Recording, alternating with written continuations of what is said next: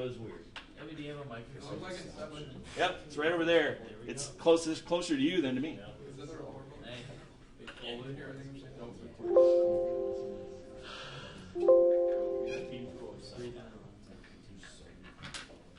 Okay, so number 2 is cube. So they've got this weird set of axes where you've got like y, x, and z coming out of the page, and the cube is kind of off the origin. So it's, if I could draw this, and they force you to go to some other page to find the diagram. That always ticks me off. It's like, come on, we're paying like $100 for this textbook. You can put another diagram in. It's going to cost you like 2 square inches. Do it. So anyways, so there's our cube sort of sitting on the x, y, z, or it's sitting with its back against the x, y plane and sitting, its bottom is on the x, z plane. And it's 2 meters. So 2 meters by 2 meters by 2 meters. Okay. Then there's this E field. I'm not even going to attempt to draw it, but this E field is at some odd angle going through here, and they give us an equation for it. And of course, I'm going to have to look at it because the x component is constant and the y component is not constant. So it is 4I hat. I'm going to drop the sig figs till later. 4I hat minus 3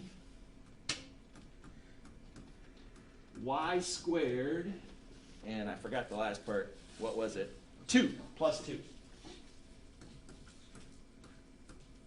Okay. There we go. And the question is, if that's the E field, what's the flux going through the top face, the bottom face, the side face, blah, blah, blah, blah, blah, blah. Okay, so see if we can figure this out. So the first one they want is the top face. Okay. The top face. What does his area vector look like?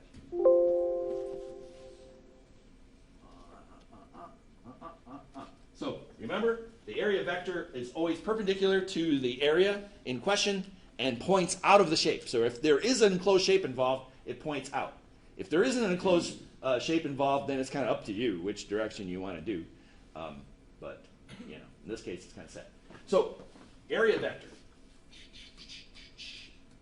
is 0I hat plus 4J hat. And that's in square meters. Are you in agreement? It points along the y-axis. It doesn't have an x or a z component. And it has a magnitude of 4. You're looking at me like I'm crazy. Catherine, does that make sense? Why is it 4 if it's 2 meters? Oh, but the area is 2 meters. Oh. So we've got a good question. So this is a 2 by 2. So this represents the area of this piece. But weirdly enough, this is the weird part, and this is why I did this particular problem, is Gauss says the area is going to be a vector with the arrow pointing perpendicular to the area. Okay, is that better? Y'all good? Simran says, no, that's not good. What's wrong, Simran?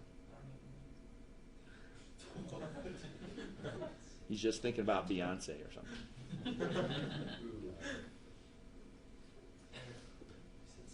Sorry, Cam, that's the joke from the announcement. Sorry. Do you know what she looks like? I have no idea. If I saw a lineup of 5 women, I couldn't pick her out. Isn't that weird? I'm just a weird person. She did the Super Bowl. Have you ever heard the song? Oh, really? I've never seen a Super Bowl, Have you so. ever seen that all single ladies, all single ladies? I'm sorry.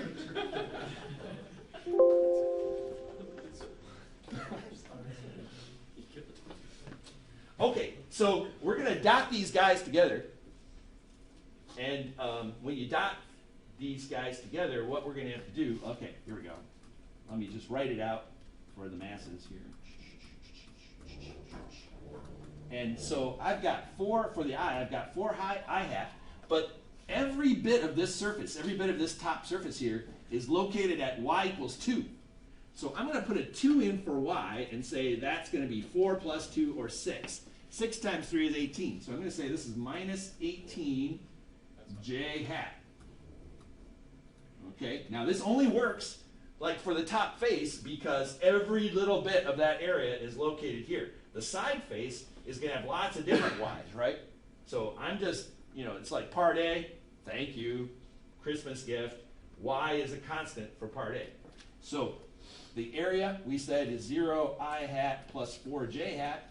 So we know how to deal with this. If we have two vectors that we're going to dot together, we're going to say 4 times 0, 0.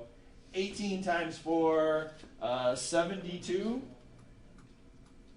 And it's Newton meters per coulomb or something silly like that. Oh, squared. Newton meters squared. And the direction on that, Coley? Be going down. Oh, come on, Coley. Oh, there is. There's no direction. Okay. I'm going to keep asking that because on the test, I will see people do a dot product and then put an I hat, j hat, or k hat after it. So I'm just going to keep doing that to you. So I'm not trying to embarrass you or anything. I'm just going to drive it home as much as I can. When you do a dot product, leave the direction off. It's a scalar. Yes, doctor? So is it 4 j hat for the area vector for the top face because it's not like pointing in the x direction? Correct. It's only pointing in the y direction. So for like the right side, Yep. would that be 4 I hat? Correct. 0 j hat? Okay. Yep. And for this side, it's going to be negative 4 I hat 0 j hat. Okay. Are you good? No. You're trying to make it too hard, boss. Yeah. What about for the front face? What is it going to be? That's gonna be G hat. No, K hat. K hat, yeah. And the magnitude is going to be 4. It's going to be positive 4 K hat. So it's the area and a direction perpendicular to the area. That's all it is. Okay. Okay? Don't add more to it than there is. All right. Otherwise, you make it hard. Yes, sir. So, like, hypothetically, if it wasn't a 0 I hat, you would just multiply each and then add them together? Correct. Scalars? So if this were like a 2, we'd say 8 minus 72, boom. Okay. No direction, no I hats, no j hats. We just add them up like normal numbers. Excellent. All right, so that's part A. Part B. Keep going. Bottom face. Okay, we just said bottom face. Let's see. I've got all these colors. This is nice. So bottom face is an area along the y-axis only. It has no x component or k component. So I'm going to claim that this area is going to be 0 I hat minus 4 j hat. I think I did that right. And so when we dot these puppies together, let's see. I got to show all my work because I'm compulsive about that. And then when we dot it, the only difference is going to be, whoa, wait a second. There is another difference. Because the y equals 0 for every spot on the bottom face. I almost made a bad mistake. So it's going to be 4 I hat. Y becomes 0, so this component becomes negative 6. So there's my e. And that's supposed to be a minus sign. It got a little tilted. And then my area is 0 I hat minus 4 j hat. So we dot them, we get 0 plus 24. Answer, 24 Newton meters squared per coulomb.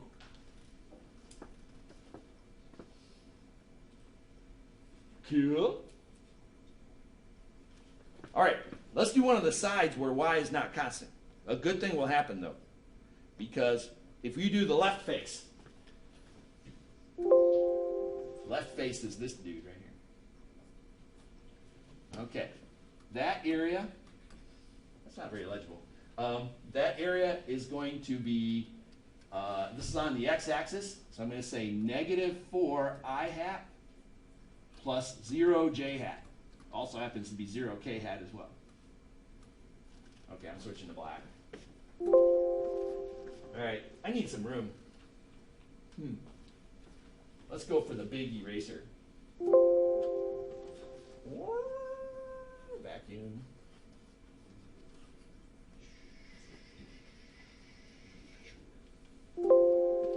So, part C, we're going to say E dot A, looking for phi, and E. All right, it's going to be this 4I hat minus 3y squared plus 2j hat. So what the heck are we going to do with that? Dotted with negative 4I hat plus 0j hat. Now I promised something good was going to happen, right? So this times this is negative 16. And this monstrous thing times 0, that's nice, it's just 0. So Newton meter squared per Coulomb. All right. Did I get it right? Was negative 16 the right answer? Yes. Okay. All right. I remembered it to be something else, so I got a little worried. All right. Keep going, or do you think you got this? Go back to part E. Part E, you say? Yeah, it's like, it wants to know like the electric flux through the whole thing. Oh, what we'll do, because they're scalars, just add up. Part A, B, C, D, add them all up. How come it's not 0 though? Because it's a closed shape.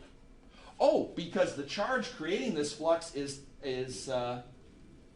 if it's not 0, that means there must be some charge inside the box. That's interesting. So the answer was not 0. Okay.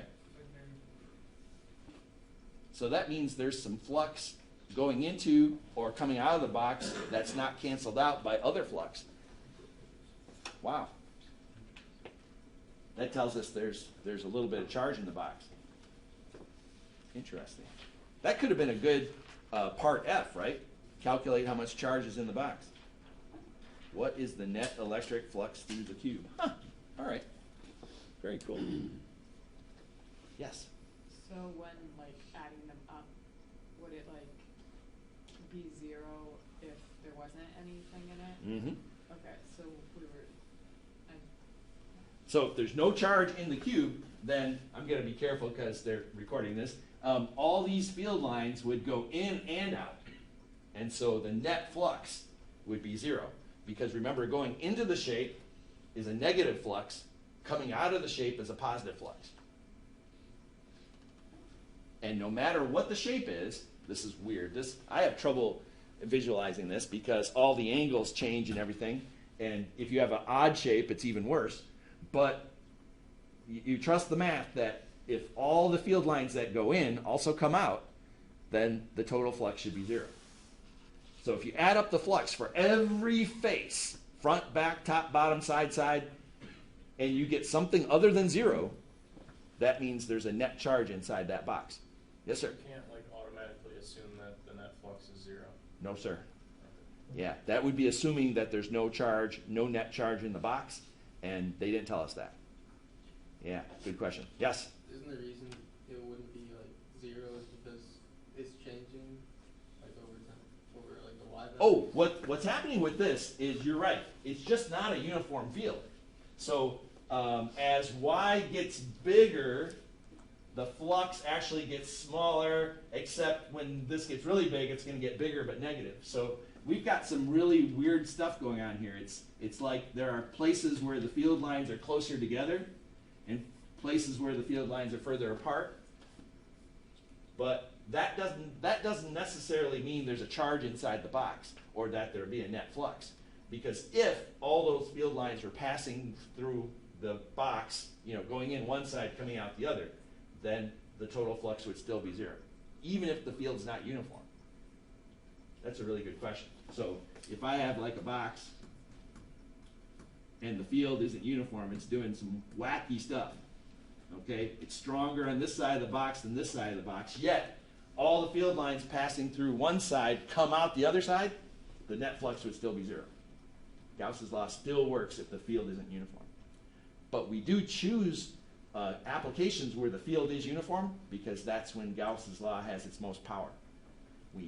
When we find that symmetry, then the math gets easy. If we don't have this symmetry, then we go to a supercomputer and say, all right, integrate over this weird surface. Happens more often than you think. There was an article last night about quantum computers. Somebody came up with a blueprint for a quantum computer and put it online. So They think we'll have quantum computers in a couple years. I don't believe it, but it may happen. What's a quantum computer? A quantum computer, well, you remember last year how particles are not particles? They're both particles and waves at the same time. In a quantum computer, well, in a normal computer, you have ones and zeros. But in a quantum computer, a bit can be 1 or 0 or a combination of the two. It can exist in superposition. It can be both 1 and 0 at the same time. So you go from 2 states to 3 possible states. And for some reason, which I don't fully understand, that really speeds up computing time. I mean, computing processing power. Having 3 states, where 1 state is indeterminate. It's the superposition of the two. And bits can get entangled, like particles can get entangled and pass information from one to the other. So it's like this bit over here changes, this one automatically changes because they're quantum mechanically entangled. I don't understand it completely. I had a student go off to, I think it was Cornell, and he was working on it. His name was Caesar Petruk. He was in my very first AP physics class. Ask Ms. Doughton about Caesar. She'll tell you some stories about Caesar Petruk. The smartest guy I've ever met. I have her next hour. What's his Caesar name? Petruk. I had his sister too, Monica. Monica could do an incredible Michael Jackson impersonation. She was in every talent show. All right, so that's number 2. That's how it works. The thing that first hour had trouble with was that area vector. What's an area vector? What's it look like? You know, how do you assign it? And the answer is the area vector is always perpendicular to the area you're looking at, and the magnitude is always the area.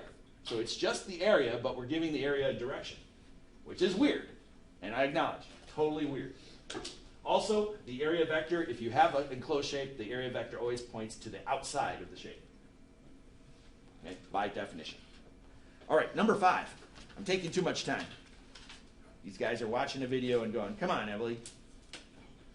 All right, it says a point charge at the center of a cubical Gaussian surface. All right, so I've got a cubical Gaussian surface,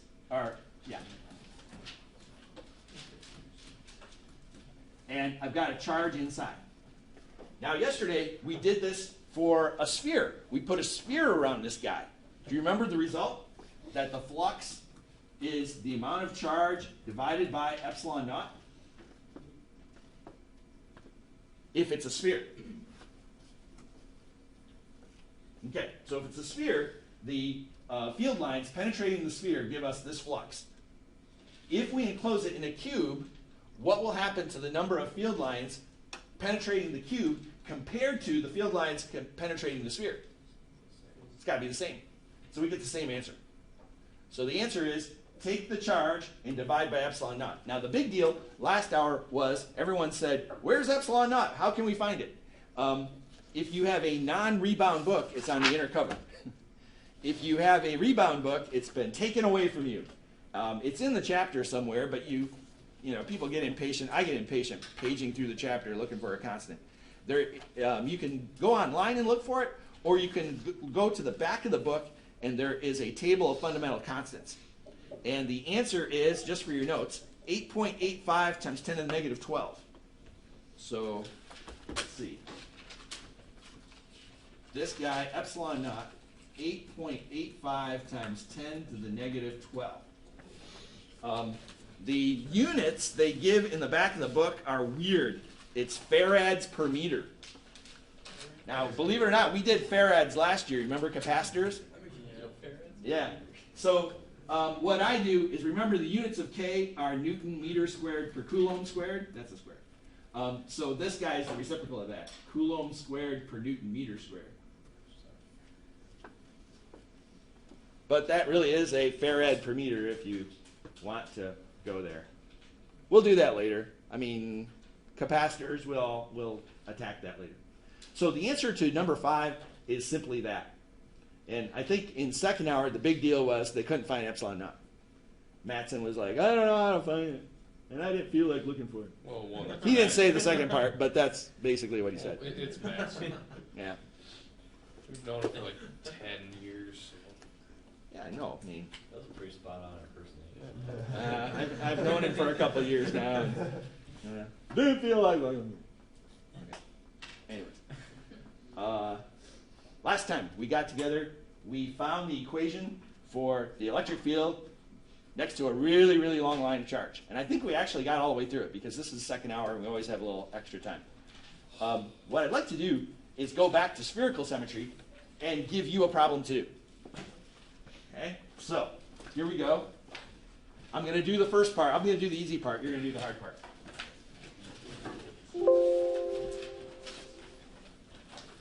Okay, so back to spherical symmetry. I'm going to say, look, I've got a sphere, a solid ball that's non-conducting. So I'm going to write this down. Solid, non-conducting ball. I'll say sphere because it's more formal. With a uniform charge density. So all through this bowling ball, I've got positive charges. Okay? It's like I've cooked a spherical raisin bread, and the raisins are uniformly distributed throughout the dough. I don't know. So solid, non-conducting sphere with uniform charge density.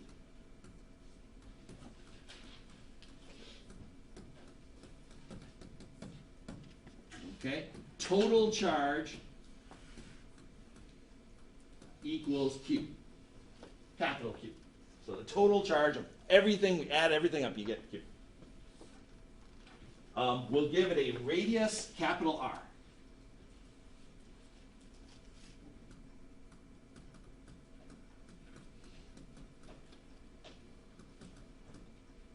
Okay.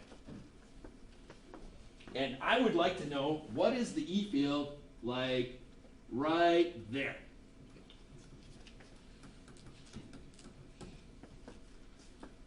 And you'd say, man, we could have done that last chapter without Gauss's law because you already know the answer, right? What do you do if you have a spherical uniform distribution of charge and I want to know what the E field is outside of it? Treat it like a point charge. So we already know the answer, but let's use Gauss's law to get it. It's really actually not bad. So we go, there's my Gaussian sphere, radius, lowercase r. So when you're finding, any old radius, we call it lowercase r. If it's a specific radius, like the radius of an object, we'll use capital R. Which is a little weird because right now little r is bigger than big R, but we can live with that. Okay, Gauss's law says, ooh, look how slow the computer is.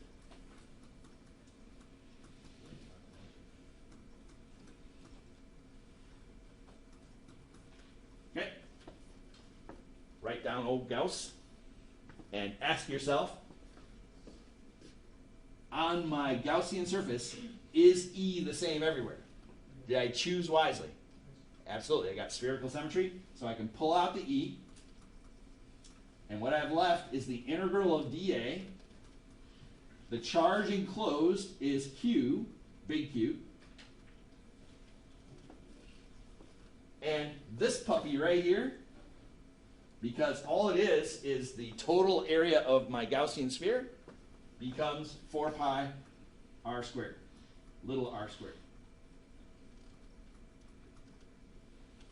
And it's like a carbon copy of what I did with the shell, because you could kind of think of this bowling ball as having an infinite number of charged shells, and they all can be treated like a point charge when you're outside them. So, just to put an end to this, I'll say, okay, it's Q over 4 pi epsilon naught times r squared. So it's KQ over r. Ding, ding, ding, ding, ding. No big shockerino. Now, oh, you got a question out there? Are you good? Why is it just 4 pi r squared? Oh, 4 pi r squared is the surface area of the sphere. So we want surface area, not volume. Is that what you were thinking? No? Yeah, but I just thought it was like the integral of the area. Oh, yes, because imagine I have my Gaussian sphere and I break it up into a bunch of little dAs, and then this little circle means add them all up. Add up every single little tiny area, and all I'm then getting is the total area of my Gaussian sphere, which is just the equation for a sphere. Oh, okay. So it's like I want all of it. Do we And- know little r? Hmm? Do we know little r? Little r is, oh, that's a good question. We're doing this first for little r bigger than the radius of the sphere. So do we know little r? So little r is some number bigger than the radius of the sphere. That's all we gotta know. Yep. Okay. We're writing a general equation. So if we did know the number, if I said, okay, this bowling ball is, 0.3 meters in radius, that would be a big bowling ball. And I want to know what E is 1 meter away from the center. Yeah, I'm sorry. We could figure it out. Okay, so this is a generalized equation for the, anytime we run into a sphere. Now, here's what I'd like you to do. Oh my gosh, it's 1:45 already. What I'd like you to do is to grab a whiteboard and a BFP and come up with the equation for a point inside. Green is really lousy. Okay, so for a point inside the sphere, E equals what for r less than big R? Now, before you run away and try this out, first let me ask you the obvious question. What is your Gaussian surface going to look like inside the bowling ball? To get symmetry, you're going to make it a sphere, right? Okay, so. Okay, radius, little r. Okay? You're going to write down this. But notice the Q enclosed is not all of Q. It's only part of Q. How are you going to figure out how much charge this sphere of little r radius is going to enclose? What's your best friend when it comes to figuring stuff like that out? Density. So remember, the volumetric density is how much charge divided by how much volume. What's the equation for a volume of a sphere? 4/3 pi r cubed, just in case, so you don't have to look it up. You think you can do this? Figure out what ratio, how much charge is enclosed. I'm looking for E, which is the same everywhere on my blue dotted circle. And dA, of course, is just going to be the surface area of my inner sphere. Okay? So grab a BFP or two, grab a whiteboard, and go for it. If we don't finish, take a picture of it before you leave, or set your whiteboard aside. I'm going to pause the recording so these guys don't have to listen to us try this out.